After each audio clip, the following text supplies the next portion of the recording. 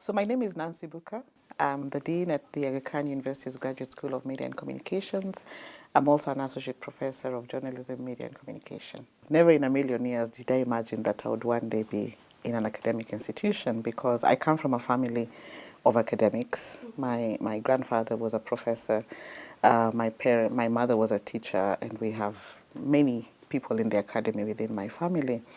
And I didn't think that that's what I wanted to do. I wanted the glitz and glam that is in the media space. So I studied journalism with a bias towards electronic media and communication, and then started off in broadcasting. So one of the places that I spent time at is, this particular station where you're from, the Kenya Broadcasting Corporation, which helped me a lot in honing my journalism skills and gave me a sense of direction.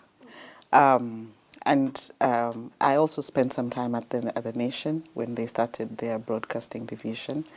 Where we were doing a lot of research to inform the production of current affairs programming. Um, and then I think the media just became too hot.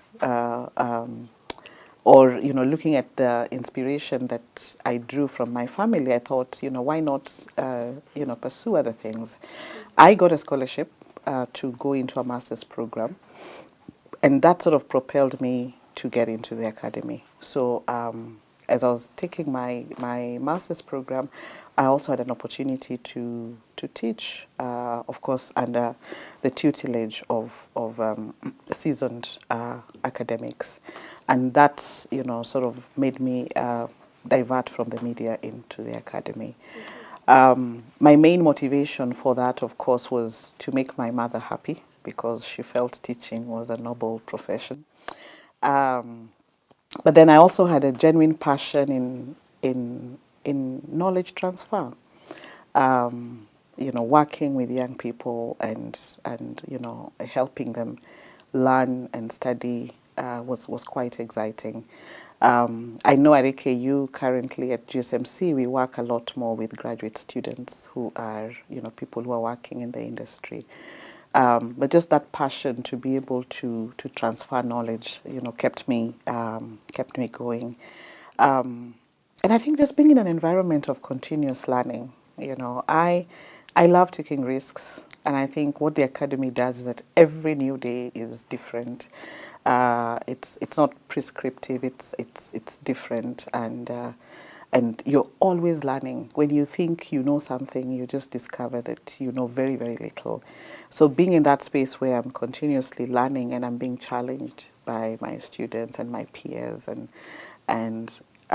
doing research is a thrill, really. It's very exciting. That's essentially what I do every day. But I consider myself an adaptive leader in the sense that, uh, you know, things change every day, and what you think you know, you realize you don't. There's quite a lot of change and transformation that's happening on a day-to-day basis, and so my leadership style is highly adaptable. I adapt to different situations, to different environments, to different contexts, to different challenges on a day-to-day basis. So I wouldn't say that this is my style and this is the way that it works. I look at every situation and every conversation that I have, and I see how best to lead, within that context. So if we're looking at what term that would be, then I consider myself an adaptive leader. So I'm actually living the challenge right now. I'm actually right at the front and center of a challenge within uh, within the leadership role that I currently hold. And why do I say that? I am leading a school at a time when the media and the leadership role that I currently hold. And why do I say that? I am leading a school at a time when the media and communication industry is going through a lot of change and transformation. A lot of the business models as we've known them that have sustained media have been upended, you know. Technology has disrupted a lot of the things that we would do and how we knew how to do stuff in media. And yet you have students who enroll into your programs. They're coming from that space. And they want an environment where they can learn, unlearn some of the things that they've always known how to do, and also learn, new advancements and innovations that then they can take back almost immediately into their everyday work environments, because we basically have students who come from the newsrooms, who come from media organizations into the classroom and then go back tomorrow the next morning. So the challenges that they're bringing to us are not abstract. It is what they're encountering in their everyday work environment. Now, you can imagine if you're leading a school that is supposed to sort of provide some answers or a sense of direction to these people, and they're coming to you with a lot of expectation. So one of the ways in which we have navigated that is that, one, we recognize that our students are not your typical students. They are partners in the whole learning environment. Now, what does that mean? That a lot of the experiences that they're bringing into the classroom enrich the discussion. But two, also ensuring that we have the right faculty profile.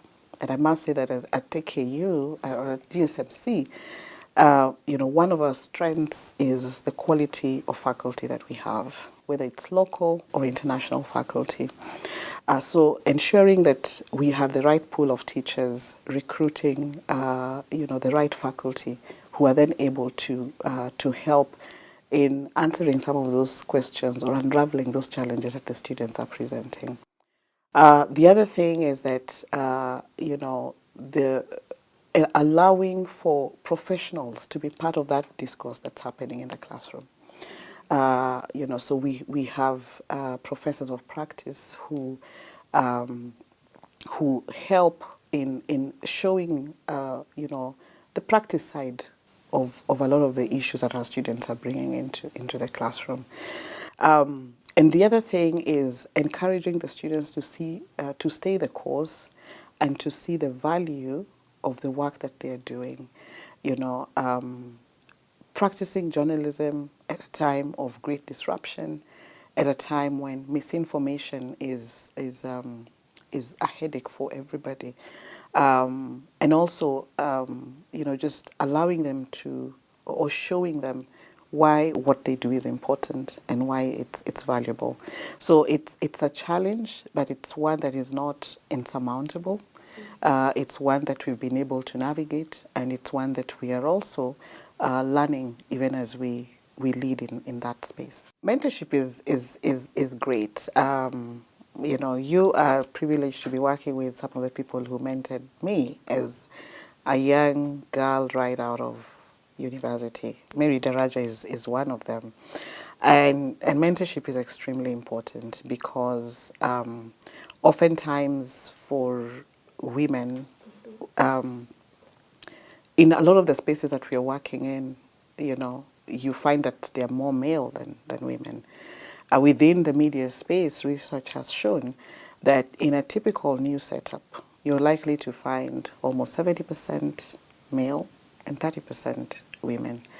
The scales are tipping, but very, very slowly. And one of the things that we are doing as the Graduate School of Media and Communications is, one, through the training and education and professional development, that we then are equipping, a huge percentage of women to be able to have the confidence and the credentials to take on, those leadership roles. So mentorship is important because, one, women are able to see what's possible.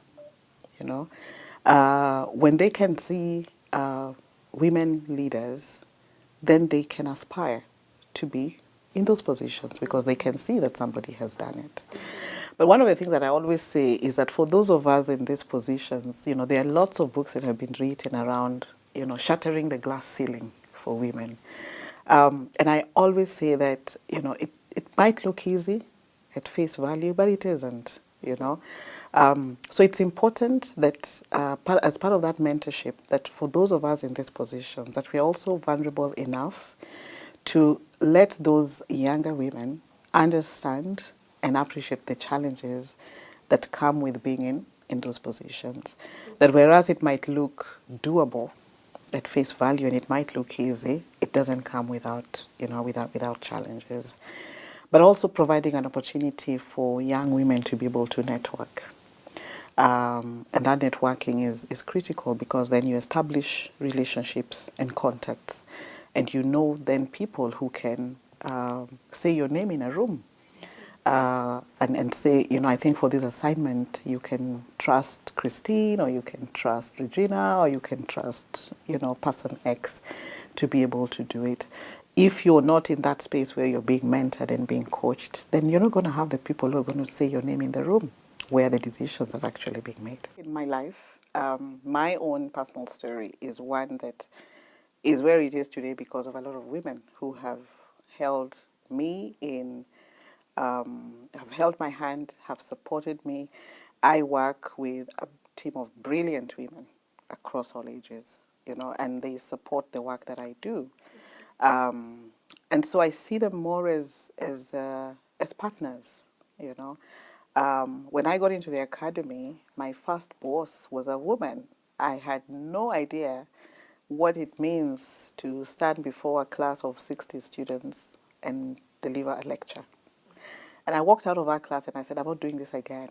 I can't have 120 eyes looking at me and hoping that I'll tell them something that they can go out and use at the end of the day. So, but she nudged me on, and her name was Mary Kizito. Nudged me on, encouraged me, supported me. So throughout my life, my PhD supervisor, Professor Ann Miller, is a woman. So I've had very, very strong women mentors. One of the things that REST does is that it provides you with an opportunity to step back from everything else. Um, for women, the challenge of exercising leadership is sometimes much more than it would be for men. There are lots of expectations. There are instances where sometimes you have to work twice as hard, and that opportunity to step back, what I call finding your sanctuary, is critical. It's part of an investment in yourself as a woman. So when we think about investing in yourself or investing in women, one is part of that investment in women is also recognizing that they will need time to rest, recharge, rejuvenate. And that then gives you an opportunity to even just rediscover who you are again as a woman. Um, who exactly am I, and why do I do the stuff that I do? Um, and that's important. You can only be your authentic self if you have time to rest and recharge. So it's critical. I value it. I really cherish those moments where I have a chance to do that. I realize that there'll be days when that's not possible, but where I find an opportunity to do that, I truly, truly take it and value it, because when I then come back from that rest, I'm better at what I do. I have a clearer focus, and I'm energized, to take on a lot more. I think women have come a long way. We have come a long way, and we also need to be kind to ourselves. We are doing well. We need to be a little kinder to ourselves, and to take care of ourselves in everything that we do. I think for society places a burden. We nurture, in our family setups. We are role models for a lot of women who are looking up to us to be mentors. And in all that, sometimes we push ourselves too hard, and we think we're not good enough. But my encouragement to women as we celebrate us is that we're doing well, and we need to take a moment to pat ourselves on the back and say, we got this.